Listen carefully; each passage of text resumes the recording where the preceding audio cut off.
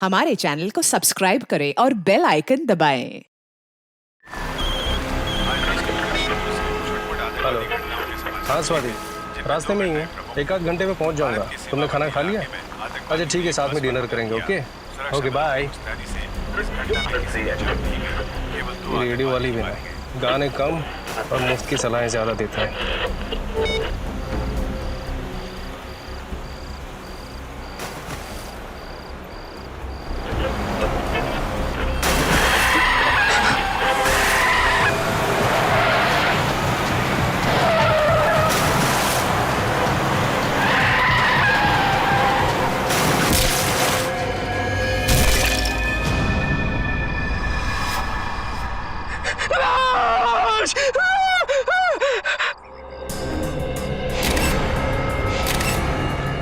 बड़ी बेरहमी से मारा इस लड़की को। पता नहीं कितने दिनों से यहाँ पे बांध के रखा गया था इसे। सर बड़े बड़े मुजरिम देखे, बड़े बड़े खूनी देखे, लेकिन ऐसा खूनी पहली बार देख रहा हूँ जो खून करने के बाद लाश को स्कैकरो बना देता है। दिमाग खराब है इस खूनी का। क्या हुआ क्या था आपको? क्या देखा था आपने यहाँ पे? सर मैं रात को जब आ रहा था तो मुझे झपकी लग गई, गाड़ी आपे से बाहर हो गई और इस खेत में आके स्कैरक्रो से जा टकराई। मैंने देखा कि ये स्कैरक्रो नहीं, लड़की की लाश है। तुरंत ही मैंने सर आपको कॉल कर दिया। आप लोग यहाँ रहते हैं, आप लोगों के खेत है यहाँ पे, और आपको पता नहीं चला किसी ने यहाँ पे लड़की की लाश गाड़ दी है? सर आप ये देखिए सर, पैरों के निशान शायद खूनी के होंगे। ये देखा, ये दायां पैर, ये निशान कुछ गहरे हैं और बाएं पैर वाले निशान हल्के। मतलब समझे फेडी? बिल्कुल सर, इसका मतलब खूनी दाएं पैर पे जोर देके चल रहा था। करेक्ट। या तो वो दंगड़ा के चल रहा होगा या फिर उसके पैर में चोट लगी होगी।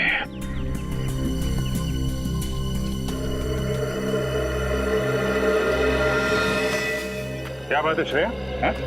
तुम कुछ खोई खोई लग रही हो तुम। सर शायद मुझे पता है खूनी कौन है। क्या खूनी के बारे में पता है? कैसे? सर 12 साल पहले की बात है। मैं अपनी सहेली कीर्ति के घर खेलने गई थी। खेलते खेलते इतनी रात हो गई पता ही नहीं चला। तो कीर्ति की मम्मी ने मुझे उनके घर रुक जाने के लिए कहा। उस रात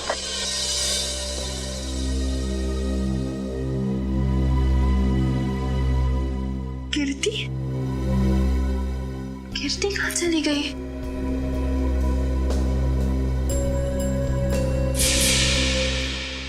और सर फिर वो स्कैकरो किलर मेरी दोस्त को लेकर वहां से चला गया। सर वो एक सीरियल किलर था। न जाने कितनी लड़कियों को उसने अपना शिकार बनाया था। मुझे लगता है 12 साल बाद वो वापस आ गया है।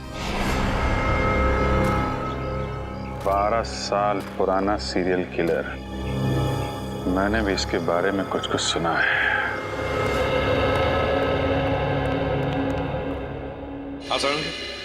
अरे बॉस, आप लोग कब आए?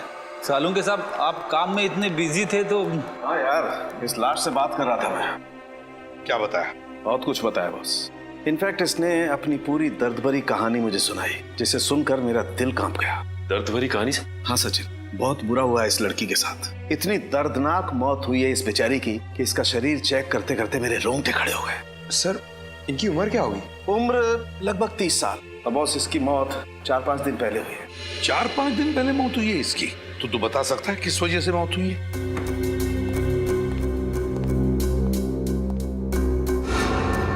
ये देखो, चाकू से किए गए बुरी तरह से वार। और बॉस ऐसे वार इस लड़की के पूरे शरीर पर किए गए, इतने ज्यादा कि इस लड़की के बेचारी की 70% नसें कट चुकी हैं। सर ये खूनी तो पागल लगता है, बिल्कुल एक साइको। इतनी बेरहमी से मारा इसे? ये तो कुछ भी नहीं है पंकज। चाकू से हमला करने से पहले खूनी ने इस पर स्टन गन का भी इस्तेमाल किया है। ये देखिए सर, स्टन गन से जलने के निशान। स्टन गन से जलाता है, चाकू के वार करता है, तड़पा तड़पा के मारता है लड़कियों को और फिर स्केयरक्रो बनाकर, बिजरा बनाकर खेत में खड़ा करता है। हाँ सर, खूनी के खून करने का मकसद लूटपाट या फिर दुश्मनी निकालना नहीं है सर। वो औरत से नफरत करता है या तो फिर इसे खून करने की बीमारी है, जैसे आमतौर पे सीरियल किलर्स को होती है। बिल्कुल सचिन, यार और कुछ पता चलना चाहिए इस खूनी के बारे में साळुंखे। और कुछ पता चल जाएगा ना तो इस खूनी तक हम पहुंच सकते हैं। बॉस, उस खूनी के बारे में तो फिलहाल मैं ज्यादा नहीं बता सकता, लेकिन इस लड़की के बारे में और बता सकता हूँ। तो फिर बता।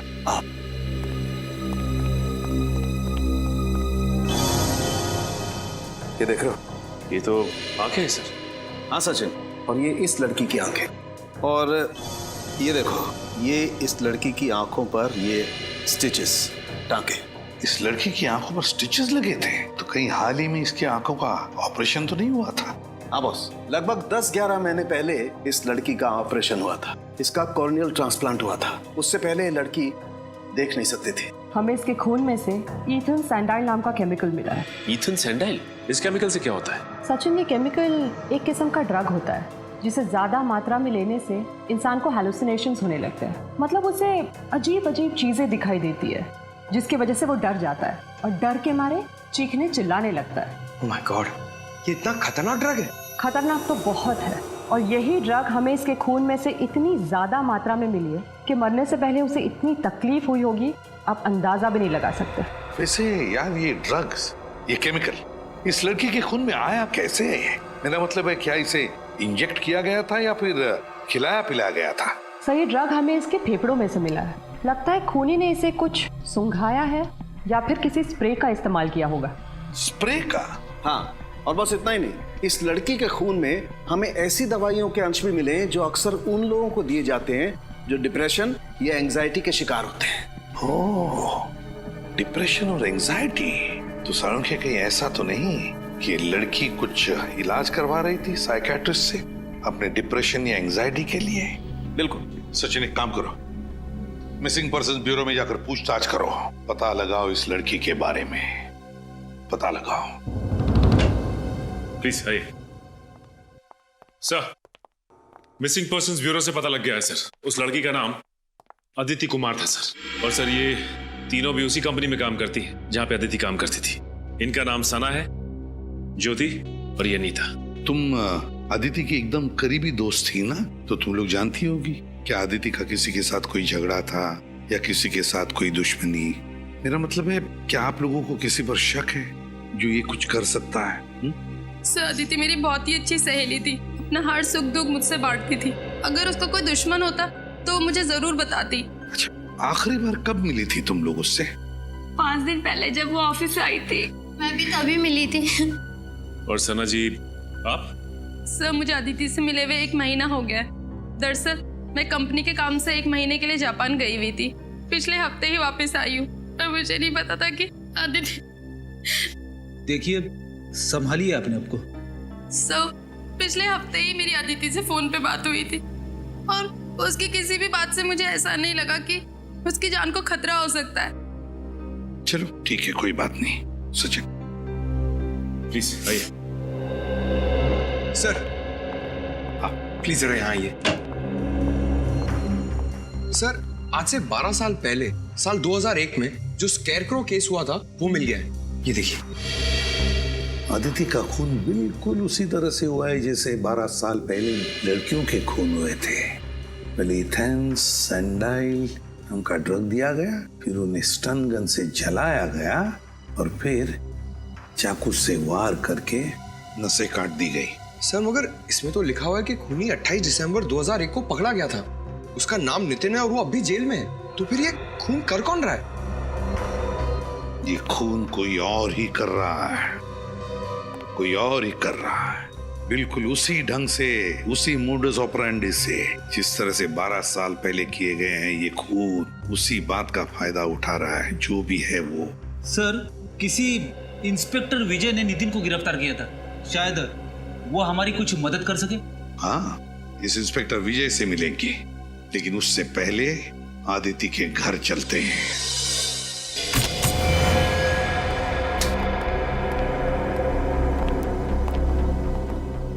सर, न तो घर का सामान बिखरा पड़ा है, ना ही कहीं तोड़ फोड़ की गई। मतलब खूनी अदिति के जान पहचान वाला होगा। सर, अदिति घर में अकेली रहती थी। अगर उसके परिवार में कोई होता तो पता चल सकता था कि उसकी मौत की वजह कोई दुश्मनी तो नहीं है। कई बार खाली पड़ा घर भी बहुत कुछ बता देता है। अच्छी तरीके से चेक करो, कुछ ना कुछ जरूर मिलेगा।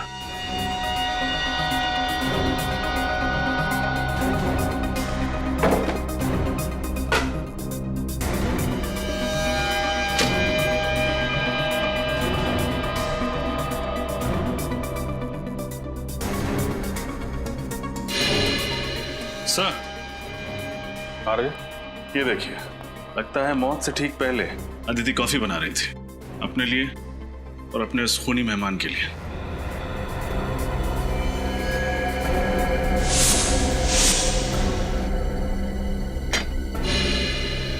सर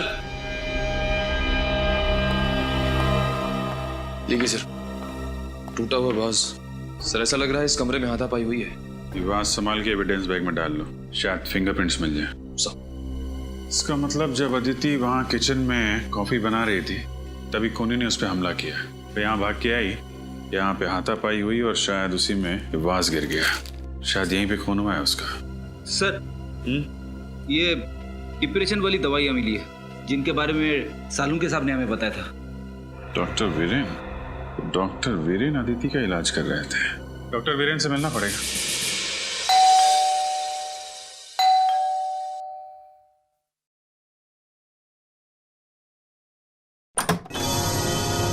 जी कहिए। मैं सीआईडी से इंस्पेक्टर सचिन विजय जी से मिलना है। ओ आइए ना, प्लीज प्लीज। पापा पापा। क्या बात है बेटा समीर? पापा सीआईडी से इंस्पेक्टर सचिन आपसे मिलना चाहते हैं। सीआईडी वालों को रिटायर्ड इंस्पेक्टर विजय से क्या काम पड़ गया? सर क्या है कि 12 साल पुराने केस के बारे में आपसे पूछना है। कौन सा केस? वही 12 साल पुराना सीरियल किलर का केस जिसमें वो लड़कियों का खून करके उनकी लाश को स्केयर क्रो बना देता था। अच्छा वो केस। ये 12 साल पुराने केस की ओर अचानक कैसे ध्यान चला गया आप लोगों का? वो क्या है कि 12 साल के बाद ये खूनी फिर से जाग उठा है और इसने एक मासूम लड़की का खून कर दिया है, और जल्द से जल्द अगर इस किलर को नहीं पकड़ा गया तो ना जाने कितनी मासूम लड़कियों की जानें जा सकती है। हाँ मैं समझ सकता हूँ, बहुत ही खतरनाक खूनी है वो।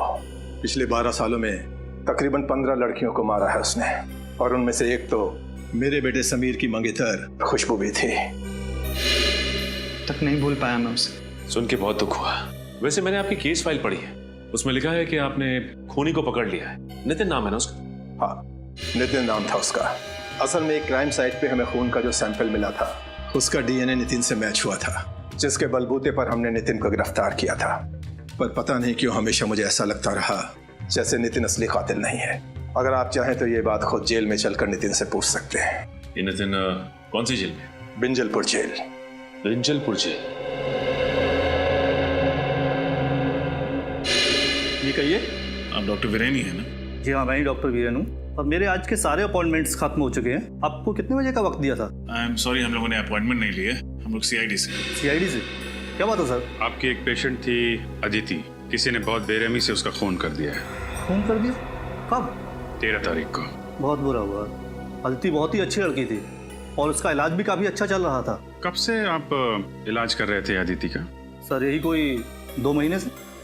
आखिरी बार वो आपके पास कब आई थी? 1 मिनट सर। 7 तारीख शाम 5 बजे का अपॉइंटमेंट था उसका।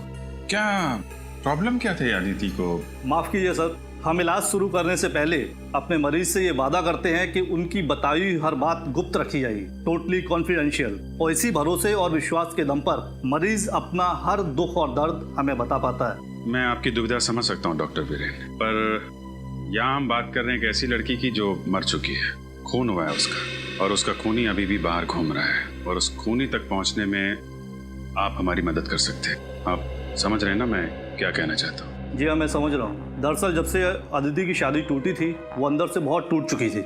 अदिति की शादी टूटने की वजह? उनके अपने पति से काफी झगड़े होते थे। किस बात को लेकर होते थे ये झगड़े? छोटी छोटी बातों को लेकर, और सबसे ज्यादा पैसों को लेकर। उनके पति मयूर को ये लगता था कि अदिति हद से ज्यादा खर्च कर रही है, और इसी वजह से मयूर अक्सर अदिति को डांटा करता था, और इसी वजह से उनका तलाक हो गया। और कोई परेशानी? नहीं सर, अदिति का पति ही अदिति के लिए सबसे बड़ी परेशानी थी। अदिति आखिरी बार जब मुझसे मिलने आई थी तो काफी डरी हुई थी। डरी हुई थी? हाँ सर, वो कह रही थी कि उसका कोई पीछा कर रहा है, उसे नुकसान पहुंचाने की कोशिश कर रहा है। कौन? कुछ बताया उसने? नहीं सर, ये नहीं बताया। ऐसे कहीं अदिति के खून में उसके पति मयूर का तो हाथ नहीं? आइए।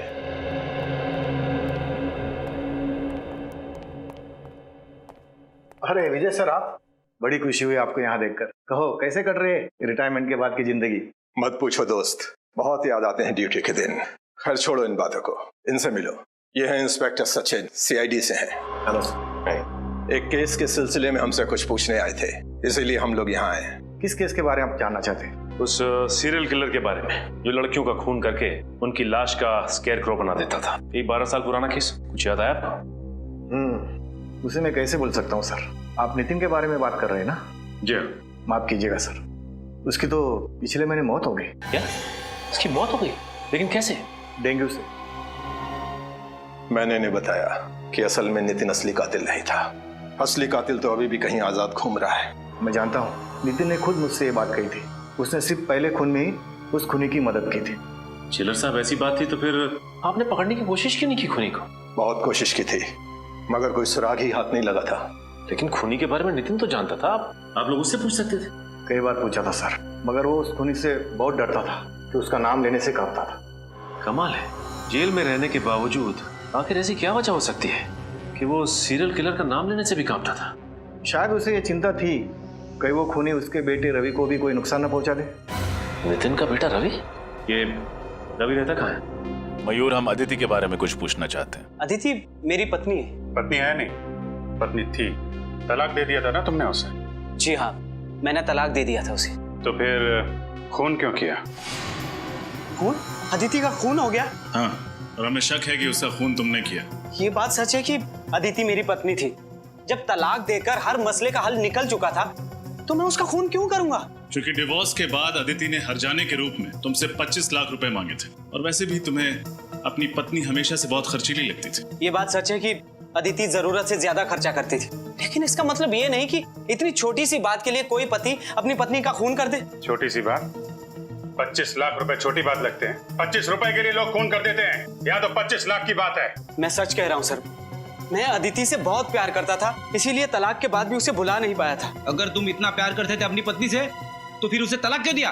क्योंकि उसने कभी मुझे प्यार किया ही नहीं था। उसने शादी तो कर ली थी मुझसे, लेकिन शादी के बाद भी अदिति अपने अतीत में ही जी रही थी, और धीरे धीरे मेरा शक यकीन में बदल गया कि शादी से पहले उसका किसी के साथ अफेयर था। और सच बात तो यह है सर कि वो उसे भुला ही नहीं पाई थी। शादी के पहले का प्रेम? कौन है वो? मैंने उससे ये बात कई बार पूछी, लेकिन उसने हर बार कहा कि मैं बेवजह उस पर शक कर रहा हूँ। कहती थी कुछ नहीं है। 13 तारीख को कहाँ थे आप?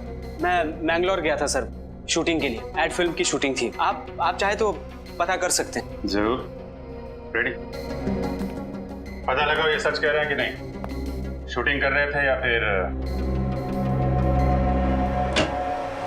सर, मैंने पता कर लिया, मयूर वाकई मैंगलोर में शूटिंग कर रहा था। उसने अदिति को नहीं मारा है। अगर मयूर मैंगलोर में शूटिंग कर रहा था तो फिर वो अदिति का खून कर ही नहीं सकता।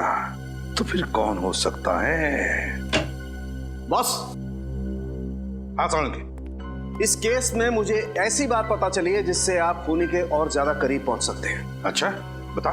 बॉस, अदिति की लाश पर मुझे एक खास किस्म के पैरासाइट के अंडे मिले। पैरासाइट के अंडे? इस पैरासाइट से क्या होता है सर? सचिन, मेडिकल भाषा में इसे लंग फ्लूक या पैरागोनिमस वेस्टरमनी कहते हैं। पैरागो? तुम रहने दो फ्रेडी, तेरे बस की बात नहीं है यार। कोई बात नहीं सालुंके साहब, वैसे नाम में क्या रखा है? आप प्लीज इतना बता दीजिए कि इस पैरासाइट के अंडे की खासियत क्या है? सबसे बड़ी खासियत ये है कि ये पैरासाइट हमारे देश में होता ही नहीं। क्या मतलब? मतलब ये बॉस, ये एक जापानी पैरासाइट है। Japanese parasite? हाँ बॉस, जापान के 80% मीठे पानी के केकड़ों में ये पैरासाइट मिलता है। और क्योंकि ये फ्रेश वाटर क्रैब जापान की एक डेलिकेसी है, लोग बहुत चाव से इसे खाते हैं, इसलिए जापानी लोगों के शरीर में ये पैरासाइट अपने आप पहुंच जाता है। लेकिन सर, अदिति तो कभी हिंदुस्तान से बाहर गई नहीं, तो ये जापानी पैरासाइट इसके शरीर में आया कहाँ से? सचिन, अदिति नहीं गई होगी, और उसकी दोस्त सना, वो तो जापान गई है ना। मैं कंपनी के काम से 1 महीने के लिए जापान गई हुई थी। सर, कहीं इन सब के पीछे सना का हाथ तो नहीं? सना से मिलना पड़ेगा।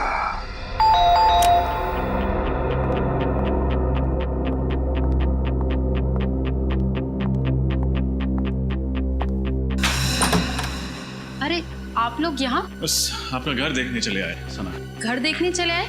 मुझे कुछ समझ नहीं आया। हाँ, बस आपके घर की बनावट, सजावट, दीवारों का रंग, फर्नीचर वगैरह वगैरह। आप ये सब यहाँ देखने आए? घर खरीदना चाहते हैं क्या? नहीं, बस देखना चाहते थे कि जब आप इस आलीशान घर को छोड़ के जेल जाएंगी तो आपको ज्यादा तकलीफ तो नहीं होगी ना। जेल?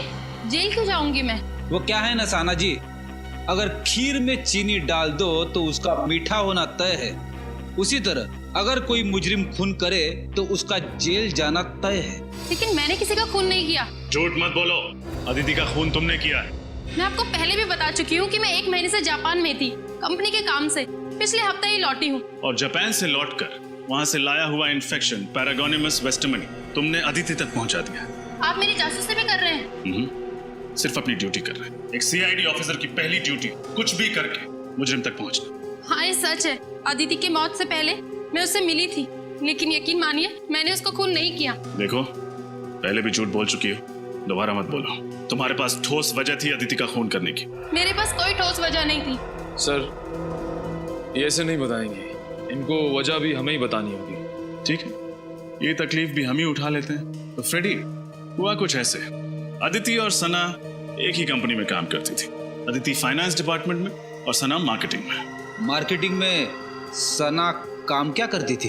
एड्स वगैरह का बजट पास कराना, कंपनी के क्लाइंट्स की गिनती बढ़ाना, और इन सभी कामों के लिए जरूरत पड़ती है पैसों की, यानी कि मार्केटिंग बजट। और जानते हो मैडम ने मार्केटिंग बजट के साथ क्या किया? क्या किया? घपला। घपला? 6 महीने के अंदर पूरे 15 लाख का घपला। अरे बाप रे, जिस थाली में खाया उसी थाली में छेद कर दिया। ये क्या बकवास किए जा रहे हैं आप लोग? ये सब झूठ है। यही सच है। हमें अदिति के ऑफिस से तुम्हारी काली करतूतों का पूरा ब्यौरा मिला है। अदिति जानती थी तुम्हारी हेरा फेरी के बारे में। तुम्हें डर था कि अदिति सबके सामने तुम्हारा भांडा फोड़ देगी, इसलिए तुमने उसे अपने रास्ते से हटा दिया। हाँ, ये सच है कि मैंने 15 लाख का घपला किया था, लेकिन मैंने अदिति का खून नहीं किया सर। तो जापान से लौटकर अदिति से मिलने क्यों गई थी? उसकी पूजा करने? उससे विनती करने गई थी कि वो बॉस को मेरी शिकायत ना करे। इस वक्त कौन आ सकता है? कौन है? आ रही हूँ बाबा।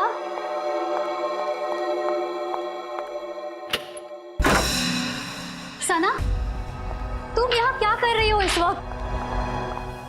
अदिति, मेरी बात तो सुनो। क्या सुनूं? अदिति, प्लीज किसी से कुछ मत कहना, नहीं तो मेरी सालों की मेहनत और मेरा करियर बर्बाद हो जाएगा और कोई कंपनी भी मुझे नौकरी नहीं देगी। प्लीज अदिति।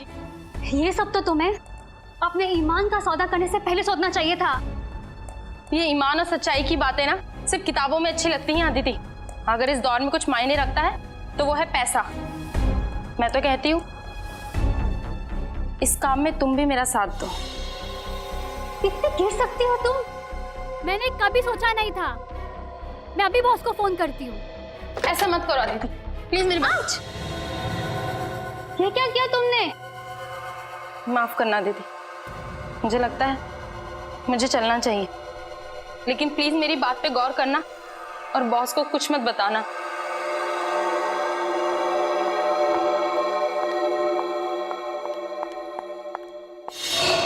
शर्म आनी चाहिए तुम्हें। पहले तुमने गुनाह किया, फिर अदिति को भी बहकाने की कोशिश की। वो कहते हैं ना सर, एक गुनाह को छुपाने के लिए 100 गुनाह करने पड़ते हैं। मैं अदिति को अपने जैसा बनाना चाहती थी, लेकिन मैंने उसको खून नहीं किया। 13 तारीख को जिस दिन अदिति का खून हुआ, तुम कहाँ थी? मैं अपनी कंपनी के कॉन्फ्रेंस में थी सर। आप चाहे तो उनसे पूछ सकते हैं। 13 तारीख को आप ऑफिस के कॉन्फ्रेंस में थी या नहीं, इसका पता तो हम लगा ही लेंगे।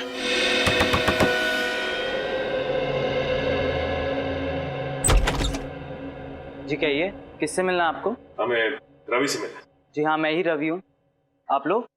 हम लोग सीआईडी से। सीआईडी? अंदर आ सकते हैं? जी आइए। आप लोगों की यहाँ आने की वजह जान सकता हूँ? हम लोग तुम्हारे पिता नितिन के बारे में कुछ सवाल पूछना चाहते हैं। पापा के बारे में? क्या जानना चाहते हैं पापा के बारे में? एक निर्दोष आदमी को इतने साल जेल में रखने के बाद जी नहीं भरा आप लोगों का, तो चले आए मेरे जख्मों पे नमक छिड़कने। देखो रवि, हम जानते हैं तुम्हारे पिता खूनी नहीं, लेकिन वो निर्दोष भी नहीं। एक हत्या में खूनी का साथ दिया था उन्होंने। पर खूनी का नाम जानते हुए भी उन्होंने खूनी का नाम किसी को नहीं बताया। कैसे बताते? उनको डर था कि वो मुझे और मेरी मम्मी को नुकसान ना पहुंचाते। तुम्हारी मम्मी नहीं देख रही? कहाँ है? उनका देहांत हो गया 2 साल पहले। तुम्हारे पापा काम क्या करते थे? पापा बीकेसी कॉलेज में केमिस्ट्री पढ़ाते थे। अपने खाली समय में लैब में रहते थे और फॉर्मूलाज में उलझे रहते थे। सर कहीं ऐसा तो नहीं कि वो स्प्रे और ड्रग्स नितिन से ही पहुंचे हो खूनी तक? बिल्कुल हो सकता है सचिन। अच्छा, तुम्हारे पिता का लैब कहाँ पे था? मिलन नगर में। पापा ने वहाँ पर एक कमरा किराए पे लिया था, उसमें लैब बनाई थी। लेकिन पापा के जेल जाने के बाद वो कमरा मकान मालिक ने किसी और को किराए पे दे दिया था। अच्छा रवि, अपने दिमाग पर थोड़ा जोर डालो। 12 साल पुरानी बात याद करो। तुम्हें कोई अजीब सा आदमी याद है, शायद तुम्हारे पिता का दोस्त, जो तुम्हें लगे कि वो खूनी हो सकता है? हाँ, एक काने नाम का आदमी था। काने? हाँ जी, पापा एक बार उसको घर पे लेके आए थे। हाव भाव में वो थोड़ा अजीब सा था। और कुछ याद है तुम्हें? तुमने उसका चेहरा देखा था? दिखने में कैसा था? काफी दिन बीत चुके हैं, मुझे उसका चेहरा ठीक से याद नहीं है। अच्छा, तुम्हारे पिता का कोई पुराना सामान वगैरह है घर पे? शायद उसके जरिए हम खूनी तक पहुंच सकें। ऊपर स्टोर रूम में पापा का सामान पड़ा है, आप देख सकते हैं। चलो दिखा। हाँ जी।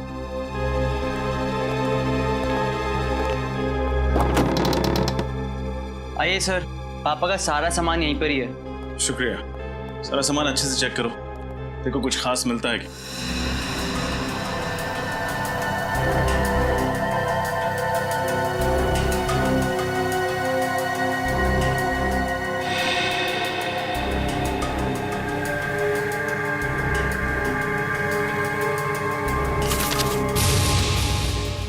ये देखिए सर, ये खत है किसी काने के नाम पे। काने? शायद वही काने हो जिसके बारे में रवि ने बताया था। देखो क्या लिखा। काने, भले ही दुनिया तुम्हें पापी समझे, मगर मेरे लिए तुम सिर्फ और सिर्फ एक प्रेमी रहोगे। तुम बिन जिंदगी मानो वीरान हो गई है। मैं तुम्हें दिलो जान से प्यार करती हूँ। तुम मेरी जिंदगी में वापस आ जाओ और इंतजार नहीं होता। सिर्फ तुम्हारी अदिति। अदिति? कहीं ये वही अदिति तो नहीं जिसका खून हुआ है? हो सकता है। कहीं अदिति इस खूनी को जानती तो नहीं थी? चिट्ठी से तो लगता है कि दोनों एक दूसरे से प्यार करते थे। सर, अगर अदिति और काने एक दूसरे से प्यार करते थे तो काने अदिति का खून क्यों करेगा? रवि, क्या तुम्हारे पिता किसी अदिति को जानते थे?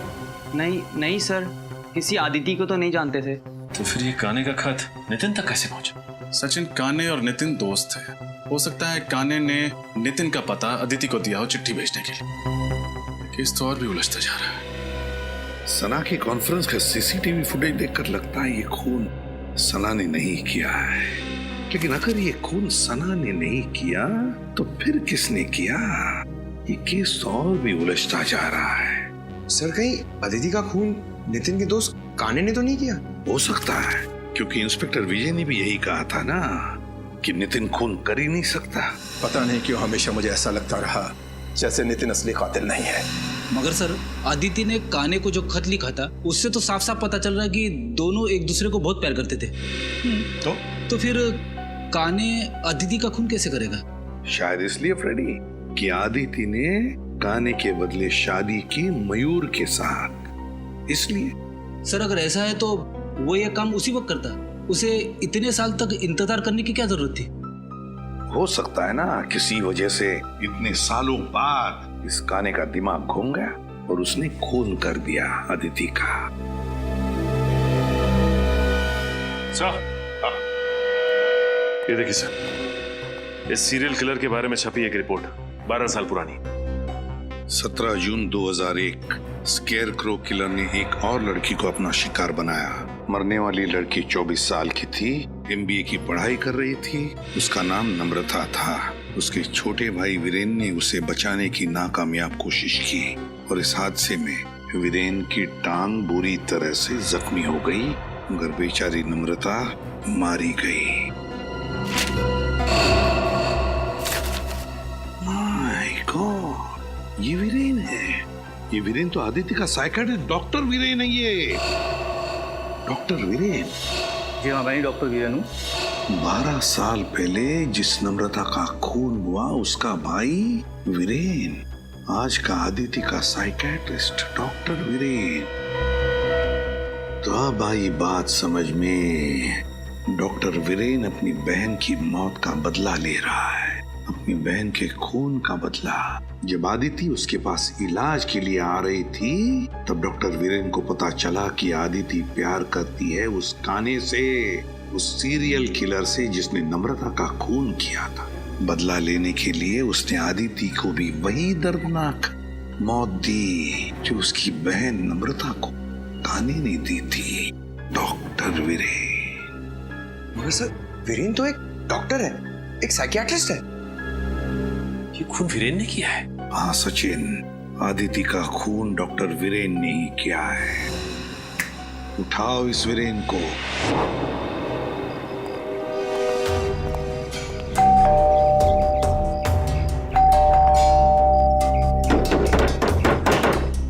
सर, कहीं उसे पता तो नहीं चल गया कि हम लोग आने वाले, इसीलिए छुप गया हो? छुप के जाएगा कहाँ? दरवाजा खोलो, हम लोग अंदर देखते हैं, तुम बाहर नजर रखना। Okay sir.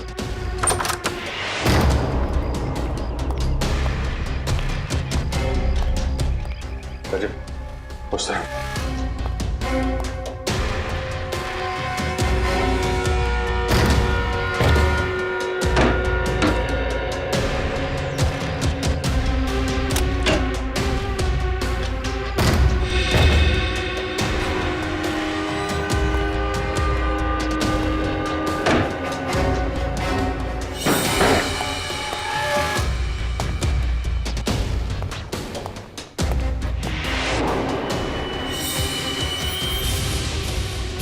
सर, रजत, यहां सर।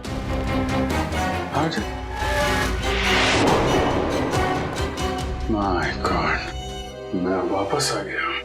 जरूर ये वीरेन नहीं लिखा होगा। हो सकता है सर, और हमें दिखाने के लिए लिखा है।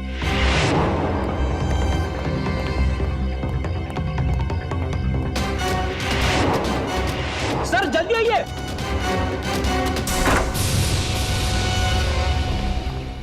ये देखिए sir, doctor Viren. Doctor Viren? वो खूनी काने हमसे पहले यहाँ पहुंच गया और हमें चैलेंज भी किया। अंदर दीवार पर लिख दिया, मैं वापस आ गया हूँ, आई एम बैक। जाएगा कहाँ? लेकिन एक बात समझ में नहीं आ रही, उसे पता कैसे चला कि डॉक्टर वीरेन ने अदिति का खून किया है? इंस्पेक्टर विजय, नितिन के साथ जेल में ये जो कैदी था अविनाश, दोनों की अच्छी दोस्ती थी क्या? हाँ, नितिन वैसे तो किसी से ज्यादा बातचीत नहीं करता था, पर अविनाश को अपने दुख दर्द जरूर बताता था। तो फिर असली स्कैरक्रो के बारे में उसने अविनाश को जरूर बताया होगा। जी हाँ, ये हो सकता है। हेलो, कहाँ? ठीक है सर, उस खबरी रघु का फोन था, कह रहा था अविनाश आजकल शहर के मंडोबा इलाके में रह रहा है। मंडोबा इलाका? जी सर। अगर ये अविनाश पकड़ा जाएगा तो उससे हमें जानकारी मिल जाएगी, तो असली स्कैर को हमारे हाथ लग जाएगा। श्रेया, एक काम करो, एसीपी साहब को इन्फॉर्म करो कि हम इंस्पेक्टर विजय के साथ इस मंडोबा इलाके में जा रहे हैं। जी सर। सर, स्कैरक्रो काने तक हमें सिर्फ 2 लोग पहुंचा सकते थे, नितिन और अदिति, और दोनों मर चुके हैं सर। हाँ सर, न जाने ये खूनी कब पकड़ा जाएगा। 12 साल से आजाद घूम रहा है। 12 साल पकड़ा जाएगा वो सचिन, जरूर पकड़ा जाएगा। उसके पापों का घड़ा भर चुका है। फ्रेडी, वीरेन के घर से जो पेपर मिले उनसे क्या मिला? सर, इस वीरेन ने अच्छी खासी रिसर्च कर रखी थी उस खूनी के बारे में। उसके एक एक जुर्म का आर्टिकल वगैरह संभाल के रखा था। शायद काफी समय से इंतजार कर रहा था वीरेन उससे बदला लेने का। और अदिति की इलाज के पेपर्स? हाँ सर, आंखों के ऑपरेशन के बाद अदिति ने जब काने को देखा तो उसने उसका हुलिया भी बताया था वीरेन को। सांवला सा रंग, घने बाल, कद 5 फीट 10 इंच। उसने ये भी बताया था कि जब वो देख नहीं सकती थी तब उसका अंधापन दोनों के पैर के बीच दीवार नहीं बन पाया, क्योंकि काने खुद कलर ब्लाइंड था। क्या कहा? Colour blind? काने कलर ब्लाइंड है? हाँ सर। Colour blind? कद 5 फुट 10 इंच, सांवला रंग, घने बाल और कलर ब्लाइंड। ये तो विजय है। माफ कीजिएगा, मुझे कलर ब्लाइंडनेस है इसलिए। आइए। वही इंस्पेक्टर विजय जिसने नितिन को गिरफ्तार किया था? हाँ पंकज, वही इंस्पेक्टर विजय। उसी पर जिम्मा था उसे पकड़ने का, इसीलिए तो हाथ नहीं लग रहा है ये स्केयरक्रो किलर। हाँ सर, और इसीलिए वो हमारी मदद करने के लिए तुरंत तैयार हो गया, ताकि अदिति के खूनी तक पहुंच सके और वीरेन को मार सके। एग्जैक्टली। सर, दया सर और श्रेया की जान खतरे में, वो दोनों भी तो इंस्पेक्टर विजय के साथ में हैं। फोन करो जल्दी दोनों। सर, दया सर का फोन नहीं लग रहा है और श्रेया का फोन भी नहीं लग रहा है। कहीं कुछ हुआ तो नहीं? मंडोबा इलाका, लोग वहीं गए हैं ना? मंडोबा इलाका चलते हैं।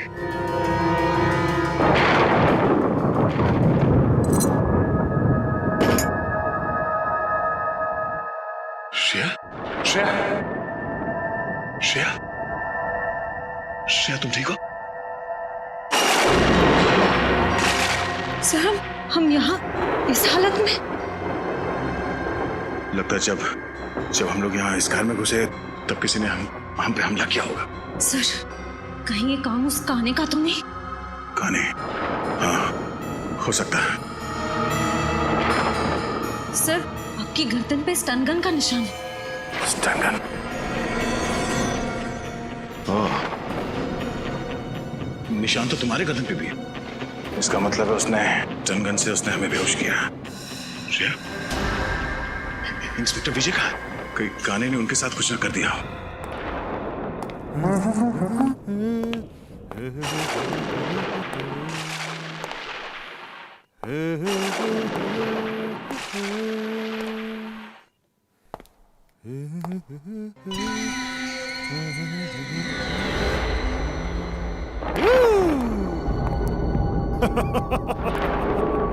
आज मैं बहुत खुश हूँ।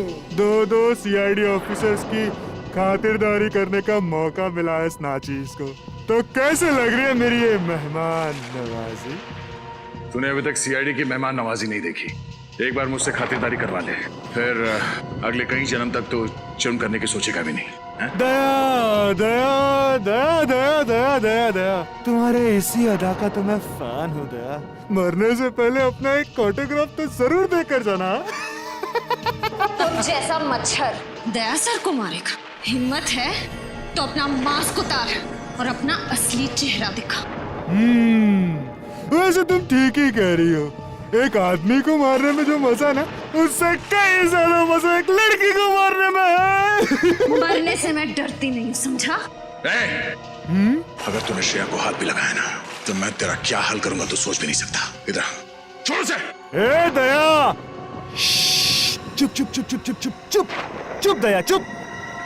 श्रेया और मेरा बहुत पुराना रिश्ता है दया। श्रेया तुम जानती है ना, तुम्हारी दोस्त कीर्ति, उसका क्या अंजाम किया था मैंने? सब याद है मुझे। और आज कीर्ति की मौत का हिसाब चुकाना पड़ेगा तुझे। तू नहीं मार सकती मुझे, नहीं मार सकती। मैं मार दूंगा तुझे। उस वक्त तो तू बच गई थी, लेकिन अब नहीं बचेगी। हिम्मत है तो मुझसे बात कर, मुझसे बात कर। इधर दया दया, जब मैं अपने जुर्म को अंजाम देता हूँ ना, तब मुझे किसी का शोर मचाना चिल्लाना पसंद नहीं है।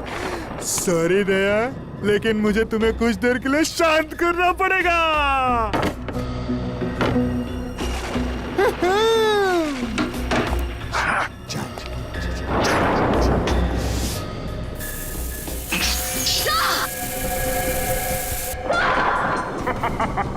ये क्या किया तूने? घबराओ मत, दया मरेगा नहीं, सिर्फ डरेगा। जो लोग जरूरत से ज्यादा बहादुर बनने की कोशिश करते ना, उनके लिए सिर्फ ये एक ही इलाज है। उनको इतना डराओ कि अपने कायरता के बोझ तले मर जाए। मैं कहाँ हूँ? मैं कहाँ हूँ? Sir, Shreya, Abhijeet, ACP sir. देखा तुमने, डर के मारे एसीपी अभिजीत को याद कर रहा है। नहीं लग रहा है। मुझे भी बहुत चिंता हो रही है। जल्दी से जल्दी मिलना चाहिए। ये रही गाड़ी।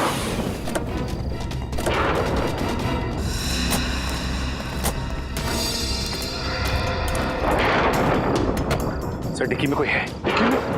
कौन? इंस्पेक्टर विजय। सर, हमें तो लगा था कि यही खूनी है, पर अब असली खूनी कौन है? इंस्पेक्टर विजय, इंस्पेक्टर विजय। विजय जी। अभिजीत, कैसे भाई साहब? और दया, श्रेया कहाँ है? वो दोनों, उन दोनों की जिंदगी खतरे में है। वो स्कैरक्रो किधर है बोलो? शायद इस तरफ क्या है। इस तरफ? पंकज, इन्हें संभालो, हम लोग देखते हैं।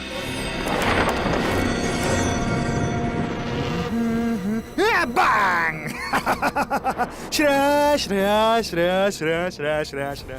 मैं आदमी बुरा नहीं हूँ, बस थोड़ा से नरम दिल का हूँ। मुझसे किसी की बुराई देखी नहीं जाती। दया को देख के तुम्हें जो दुख हो रहा है ना, उसके ऊपर भी मेरे पास एक इलाज है। जानती हो क्या, तुम्हें भी उसी हालत में पहुंचा दूंगा जिस हालत में दया को पहुंचा है। बस, बहुत हो गया तुम्हारा मौत का तांडव। अब तेरा कानून के इशारों पे नाचने का टाइम आ गया है। कानून? मैं कानून के इशारों पे नहीं नाचता, कानून मेरे इशारों पे नाचता है। देखते पहलवान दोस्त की क्या हालत कर दी है मैंने। ये क्या हो गया तुम्हें? हैं? अभिजीत, अगर एक कदम भी आगे बढ़ाया ना तो श्रेया की जान ले लूंगा। नहीं, देखो छोड़ दो उसे। अगर श्रेया का बाल भी बाका हुआ तो तेरा वो हाल होगा कि तो सोच भी नहीं सकता। चुनौती? मुझे चुनौती दे रहे हो? मुझे चुनौती पसंद नहीं है। सॉरी श्रेया, मुझे चुनौती पसंद नहीं है, इसलिए अब तुम्हें जाना होगा। Bye bye. ठीक तो ना? देखो श्रेया, मुखौटा निकालने का टाइम आ गया है। समीर, इंस्पेक्टर विजय का बेटा। अब तक बुला नहीं पाया मैं उसे। तो ये है असली सीरियल किलर, कलर ब्लाइंड काने। मैं ही हूँ वो सीरियल किलर जिसका आज तक आपका कानून कुछ नहीं कर पाया। किसी को भनक तक नहीं लगने दी मैंने कि मैंने ही इतने सारे खून किए, अपने पापा तक को नहीं। अपने पिता के इन्वेस्टिगेशन का फायदा उठाते रहे तुम, क्योंकि तुम्हें पहले से पता चल जाता पुलिस का अगला कदम क्या होगा। हाँ बराबर। आप ये सब मैं इसीलिए कर रहा था क्योंकि मुझे नफरत थी पापा के पुलिस के नौकरी से। सोते बैठते उठते जागते हर वक्त बस duty duty duty duty duty बस। उन्होंने कभी भी मेरी माँ को ना ही मुझे वक्त दिया, कभी नहीं। शर्म आनी चाहिए तुम्हें। जिस पिता पे तुम्हें गर्व होना चाहिए उसकी ड्यूटी से तुम्हें परेशानी होती है। अरे तुम क्या जानो देश के लिए कुछ कर गुजरने का नशा क्या होता है? कभी ये सोचा है तुमने कि जब तुम्हारे पिताजी को पता चलेगा कि उनका बेटा खूनी है, उनका सर झुक जाएगा शर्म से? अरे उनकी गर्दन झुकती ना तो झुकने दो, मुझे कोई फर्क नहीं पड़ता। उन्होंने उनका पुलिस होने का फर्ज निभाया ना, लेकिन एक पापा होने का फर्ज कभी नहीं निभाया उन्होंने, कभी नहीं। हाँ कभी नहीं। तुमने अपनी मंगेतर खुशबू को क्यों मार डाला? क्योंकि मैं आदिति से प्यार करता था। खुशबू से मजबूरन मेरी सगाई हो गई। मैं उससे शादी नहीं करना चाहता था, इसलिए मैंने भी उसका काम तमाम कर दिया। और फिर मैं ऑस्ट्रेलिया चला गया। देश छोड़कर क्यों चले गए थे तुम? इस देश में मेरे लिए रखा ही क्या था? आदित्य की मयूर से शादी हो गई, उसके सुखी जीवन में मैं आग लगा ले नहीं चाहता था, इसलिए मैं चला गया। लेकिन जब मुझे पता लगा उसका डिवोर्स हो गया ना, तब मैं फिर से आ गया। और 12 साल बाद फिर से उसी खूनी रूप में आ गए जब तुम्हें पता चला कि वीरेन ने आदिति को मार डाला है। हाँ, मेरी आदिति मर गई, उसका खून हो गया। तुम्हारी अदिति। और जिन लड़कियों को तुमने मारा उनका क्या? वो भी किसी की बहन बेटी पत्नी थी। उनके परिवार वालों पे क्या गुजरेगी कभी सोचा तुमने? नहीं, मुझे किसी के सुख दुख से कोई तकलीफ नहीं थी। मुझे सिर्फ अपनी खुशी चाहिए थी, सिर्फ अपनी बस, और किसी की नहीं। लेकिन जब मुझे पता चला ना पापा से आप लोग अविनाश से मिलने जा रहे हैं, तब मुझे मेरी आजादी का खतरा महसूस हुआ। इसलिए मैंने पापा को बेहोश कर दिया और अविनाश को भी मार दिया और उसकी लाश को ऊपर वाले रूम में डाल दिया मैंने डाल दिया। तुम्हारे जैसे आदमी को समाज में रहने का कोई हक नहीं। तुम्हें तो सिर्फ फांसी होनी चाहिए, फांसी। For more updates, subscribe to our channel, click the show links and enjoy watching the videos.